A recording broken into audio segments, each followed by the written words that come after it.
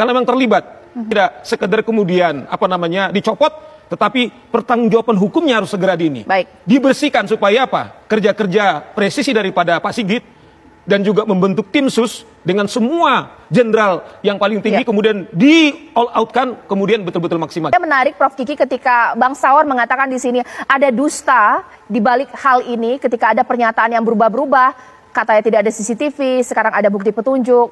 Sepakat tidak sih Prof? Ya, ada orang yang sengaja berdusta, ada orang yang dianggap berdosa karena tidak tahu, atau ada juga orang yang menjadi berdusta karena sebetulnya dia hanya sok tahu gitu. Nah, yang jadi persoalan adalah beberapa orang diantaranya ini pejabat publik, pejabat kepolisian, dan karena kesalahan apapun disengaja maupun tidak disengaja, kan sudah dilakukan tindakan oleh Kapolri, dicopot. 4 perwira loh dicopot, kan itu tidak main-main. 2 perwira tinggi lalu Pamen dicopot-copot, itu kan sesuatu yang luar biasa. Nah, apakah itu sebagai akibat dari dosa atau akibat dari yang lain-lain, kesalahan tindakan misalnya, ya yang pasti adalah ujungnya Kapolri mengambil tindakan. Itu aja bagi saya. Segera diungkap. Misalnya yang kita cukup prihatin begini. Misalnya katakanlah tiba-tiba soal ada dugaan pelecehan seks, atau katakanlah upaya pembunuhan katanya yang dilakukan oleh almarhum Brigadir Yosua misalnya sudah naik ke lidik. Nah, sementara yang saya bilang yang sekarang fakta hukum yang tidak terbantahkan, ada Brigadir saya bilang Yosua yang 6 tahun mengabdikan dirinya kepada Kadif Propam, kemudian hanya kematiannya saja tidak layak. Bukan saja sebagai manusia biasa, untuk keluarga melihat mayat sendiri tidak layak.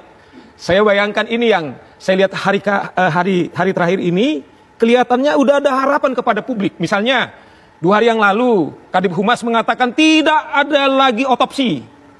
Jam 5 sore atau jam 6 sore, kemudian setelah ada gambar-gambar bagaimana penembakan, bagaimana titik-titik kemudian penyiksaan itu ada, Kadif Humas juga kemudian tiba-tiba mengatakan kami setuju atas usulan keluarga melalui pengacaranya akan ada otopsi. Nah, maksud kita jangan sampai karena ada tekanan dari publik, kemudian baru semua ini diungkap, nggak bisa lagi kita ungkap. Sekarang seperti saya bilang, yuk mari kita ini buka-bukaan. Tim sus, Pak Kapolri, Pak Sigit sudah memulai. Kita minta juga ini yang dipercaya 4 jenderal ini, yang bintang 3 ini. Nggak boleh lagi tanggung-tanggung, kalau tidak, seperti dibilang Pak Albert, taruhannya adalah kepolisian. 500.000 polisi kita, 270 juta yang mereka jaga kita. Jangan sampai berapa orang-orang di Kadif Propam, ada 10, ada 20, ini bersin semua. Karena memang terlibat. Jangan sampai, tetapi kita tidak sampai hanya di penghukuman yang sifatnya katakanlah administratif, karena polisi ini adalah penegak hukum, dan roh, yaitu duta besarnya adalah gambar mereka itu Kadif Propam, yang disebut benteng terakhir daripada pencari keadilan. Nah, ini harus serius dituntut. Jadi tidak sekedar kemudian dicopot, tetapi pertanggungjawaban hukumnya harus segera dibersihkan supaya apa? Kerja-kerja presisi daripada Pak Sigit dan juga membentuk tim sus dengan semua jenderal yang paling tinggi kemudian di all outkan kemudian betul-betul maksimal. Jadi kita minta juga kawan-kawan level di bawahnya itu serius bekerja. Karena taruhannya bukan soal jabatan-jabatan itu, seperti saya setuju dengan Pak Albert.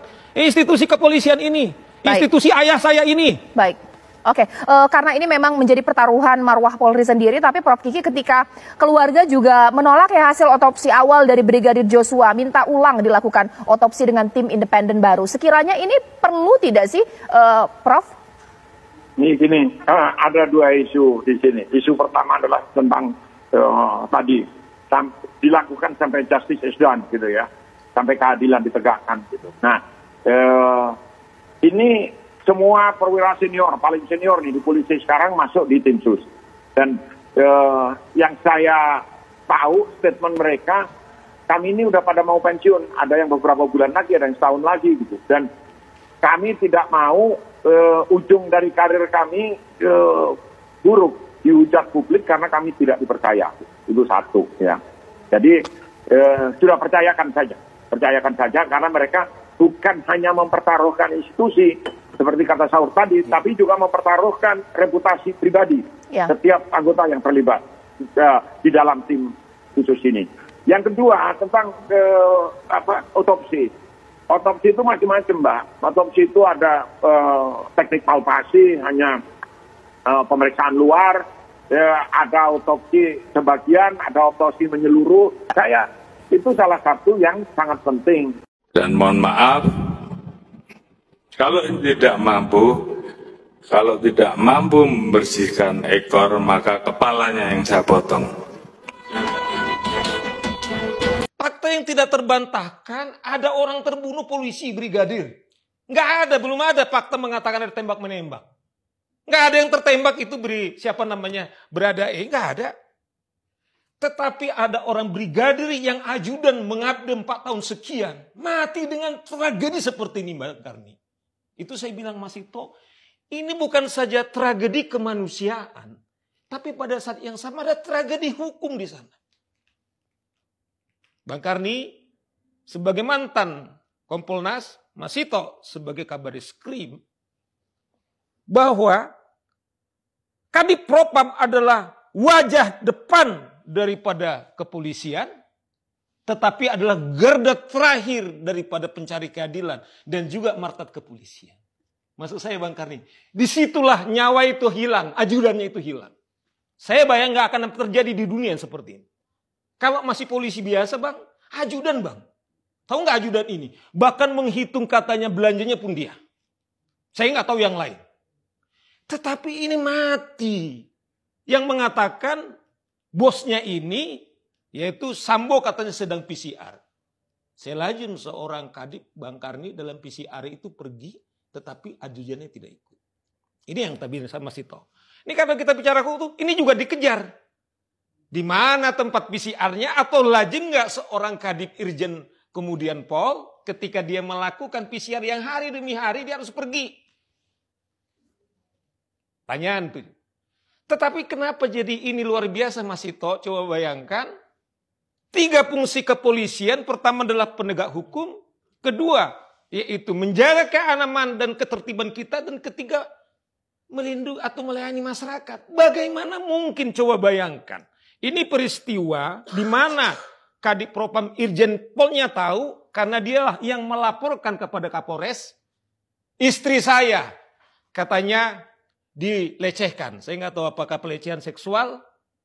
Ya toh yang saya tahu teori pelecehan seksual adalah tidak ada namanya pelecehan seksual itu dari orang tidak berdaya kepada orang yang punya otoritas. Teori kemudian soal pelecehan seksual adalah yang punya otoritas, yang punya relasi kuasa kemudian bisa melecehkan bawahannya.